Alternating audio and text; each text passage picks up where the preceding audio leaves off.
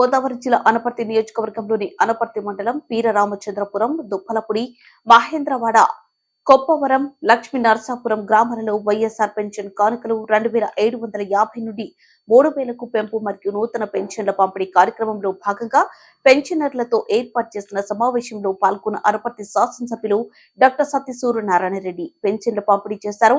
ఈ సందర్భంగా డాక్టర్ సత్తి సూర్యనారాయణరెడ్డి శాసనసభ్యులు మాట్లాడుతూ ఎన్నికల ముందు వైఎస్ జగన్మోహన్ రెడ్డి తాను ముఖ్యమంత్రి అయిన తర్వాత దఫాలుగా పెన్షన్ 3000 రూపాయలకు పెంచుతానని హామీ ఇచ్చారని, ఇచ్చిన మాట ప్రకారం ముఖ్యమంత్రి అయిన తర్వాత పెన్షన్ ను దాఫలుగా పెంచుతూ 3000 రూపాయలు చేశారని, గతంలో ఏ ప్రభుత్వము ఈ విధంగా పెన్షన్ 3000 రూపాయలు ఇవ్వలేదని, గతంలో అయితే 65 ఏళ్లు నిండితే కానీ పెన్షన్ వచ్చేది కాదని, కానీ ఇప్పుడు 60 ఏళ్లకే పెన్షన్ వస్తుందని, అలాగే గతంలో పెన్షన్ కోసం పంచాయతీ కార్యాలయాలకు వెళ్లి ఎక్కువసేపు వేచి ఉండాల్సి వచ్చేదని, కానీ ఇప్పుడు ఆ పరిస్థితి లేదని వాలంటీర్ల సహకారంతో ఇంటి వద్దకే పెన్షన్ అందిస్తున్నామని తెలియజేశారు.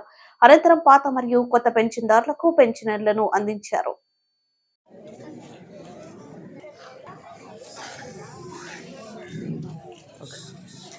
లక్ష్మి గారు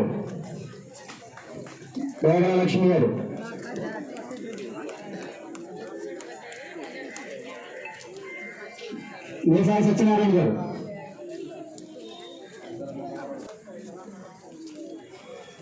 చూడండి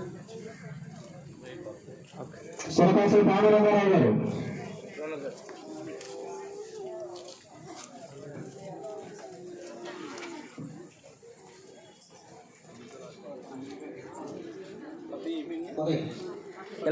సార్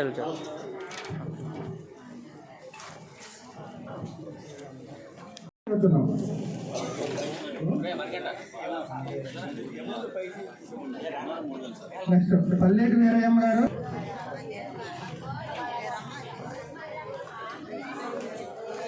వీరయ్యమ్మ గారు, గతంలో 2750 రూపాయలు ఇచ్చారు, పెంచి 3000 ఇస్తున్నారు.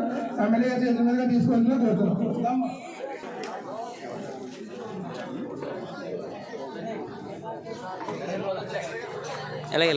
సిద్ధాపత్తుల బాపూజీ గారు పెన్షన్ తీసుకోవాలని కోరుతున్నాం. బాపత్తుల బాపూజీ గారు,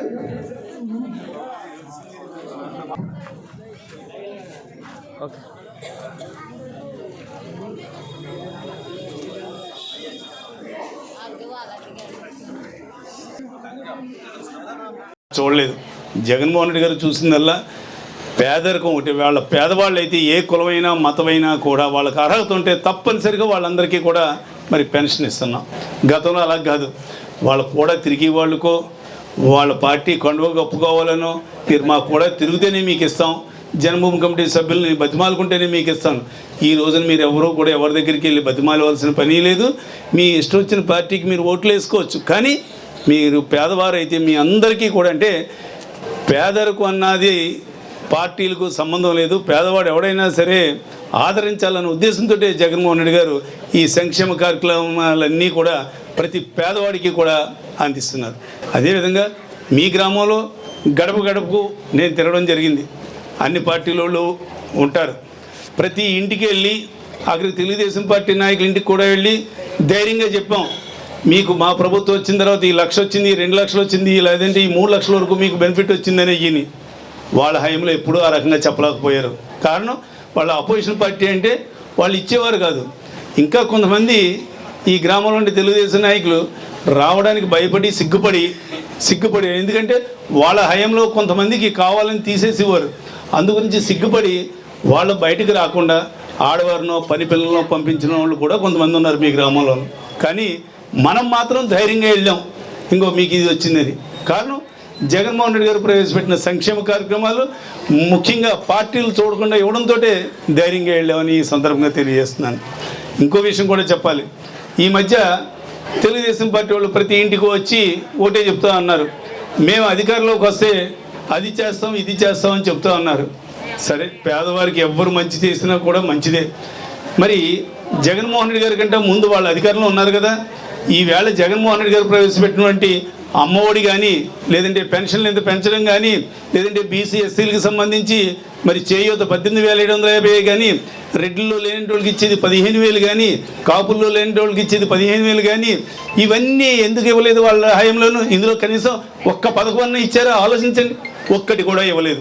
కానీ రేపు మాత్రం మేము అధికారంలోకి వస్తే ఇస్తామంటున్నారు. కారణం రేపు ఏదో రాగా ఎలక్షన్లో గెలవాలంటే ఏదో వాగ్దానాలు చేసి ప్రజలను మోసగించి ఓట్లు వేయించుకుంటే మళ్ళీ 5 ఏళ్ళే కదా తర్వాత చూసుకోవచ్చన్న ఉద్దేశంతో నిజంగా వాళ్ళకి పేదల పట్ల చిత్తశుద్ధి ఉంటే తప్పనిసరిగా ఈ పథకాల్లో ఏదో 1-2 పథకాలను ఇచ్చి ఉండాలి కదా.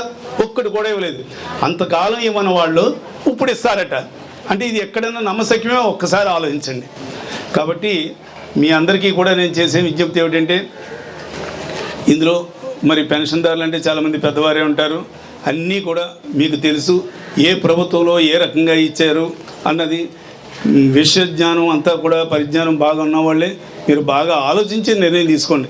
ఎవరు చెప్పింది నిజం, ఎవరు చెప్పింది అబద్ధం, అదేవిధంగా ఎవరు చెప్పింది చేశారు, ఎవరు చెప్పింది చేయలేదు, పేదలకు ఏ ప్రభుత్వం వచ్చిన తర్వాత ఈ సంక్షేమ కార్యక్రమాలు బాగున్నాయి అన్నది కూడా మీరు ఆలోచించి నిర్ణయం తీసుకోండి. ఎందుచేతనంటే ఒక్కసారి ఒక్క నిర్ణయం తీసుకుంటే మళ్ళీ 5 ఏళ్ళ వరకు కూడా మళ్ళీ మనం ఏమనుకున్నా ఎంత బాధపడినా కూడా మళ్ళీ మార్పు రాదు. ఇక్కడ ఇంకో విషయం కూడా చెప్తా ఉన్నా, అది జరిగే పనే కాదు. ఒకవేళ పొరపాటున తెలుగుదేశం పార్టీ గెలిచింది అనుకోండి, ఒక విషయం అది కూడా చెప్తాను.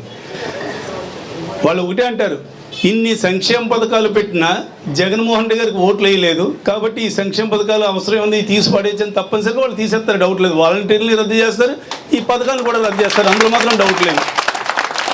వాళ్ళే కాదు ఎవరైనా సరే. ఎందుచేతనంటే ఇన్ని రకాలుగా ఇన్ని కోట్లాది రూపాయలు మరి ఖర్చు పెట్టి జగన్మోహన్ రెడ్డి గారు పేదలకి ఇన్ని సంక్షేమ పథకాలు ఇస్తే జగన్మోహన్ రెడ్డి గారికి ఓట్లు అయినప్పుడు అంటే దీనివల్ల ఏం ఉపయోగం లేదు అని వాళ్ళు నిర్ణయం తీసుకుంటారు. కాబట్టి దయచేసి మీరందరూ కూడా 1-2 సార్లు ఆలోచించండి. ఏ ప్రభుత్వం వచ్చిన తర్వాత మనకి పేదవాళ్ళకి బాగుందా అన్నది. ధనవంతుల గురించి లెక్కేయద్దు. వాళ్ళకి ప్రభుత్వం నుంచి సాయం అందినా అందకపోయినా వాళ్ళ ఆస్తులు వాళ్ళకుంటే వాళ్ళ బతుకులు వాళ్ళు బాగానే బతుకుతారు. ప్రభుత్వం నుంచి వాళ్ళకి ఏం సహకారాలు ఇవ్వకపోయినా పర్లేదు. ముఖ్యంగా లేనివాడికే ప్రభుత్వం నుంచి సహకారం అందాలి. కాబట్టి దయచేసి మీరందరూ కూడా నిర్ణయం తీసుకునే ముందు 1-2 సార్లు ఆలోచించి నిర్ణయం